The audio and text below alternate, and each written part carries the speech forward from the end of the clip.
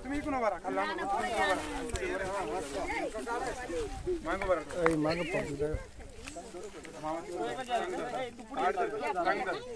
और कंप्यूटर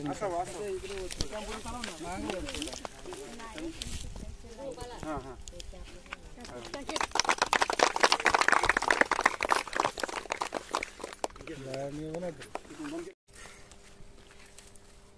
आज आपण मालेगाव तालुक्यातील उंबरदे या गावाजवळ जवळजवळ 100 वर्षापासून आदिवासी वस्ती बसलेली आहे.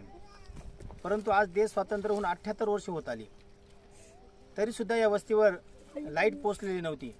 परंतु सुकाभाऊ आणि रमेश भाऊ पवार यांनी आमच्याशी संपर्क साधला आणि सांगितलं की दादा आमच्या वस्तीवर जवळजवळ 100 वर्षापासून लाईट नाही.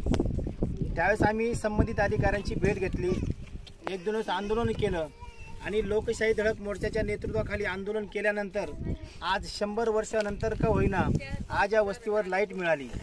हे आपल्याकडे सत्ता असो किंवा नसो, आमदारकी असेल किंवा नसेल, या गोष्टीला महत्त्व नाही. तुमचे जर हेतू जर प्रामाणिक असेल तर तुम्हाला कुठल्याही आमदार खासदाराच्या पाय पडायची गरज नाही, कुठल्याही अधिकाऱ्याच्या पाय पडायची गरज नाही.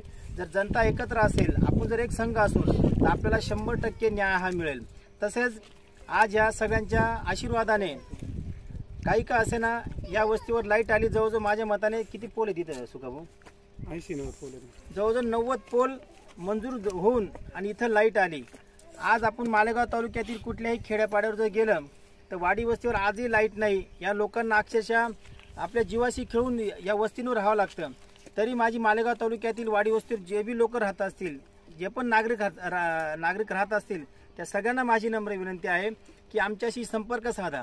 तुमचा प्रश्न कुठलाही असो, तुमच्या समस्या सोडवण्याची जबाबदारी लोकशाही धडक मोर्चाची असेल. तुमच्याकडे आमदारकी नसेल, खासदारकी नसेल, कुठलंही पद जरी नसेल आणि तुम्ही जर लोकांसाठी लढले तर तुम्हाला 100% न्याय मिळेल. कोणाचाही वशिला दाखवायची गरज नाही, कुठल्याही पुढाऱ्याची पाय पडायची गरज नाही, ना अधिकाऱ्यांचे पाय पडायची गरज नाही. कारण आपण या देशात राहताना हा प्रत्येक नागरिक हा आपल्या कष्टाच्या पैशाने प्रत्येक ठिकाणी कर भरत असतो. त्या कर रूपाच्या मानाने आपल्याला पाहिजे तशा मूलभूत सुविधा मिळत नाही. तरीसुद्धा माझी परत एकदा सगळ्यांना नम्र विनंती आहे, तुमचे कुठलेही प्रश्न असेल लोक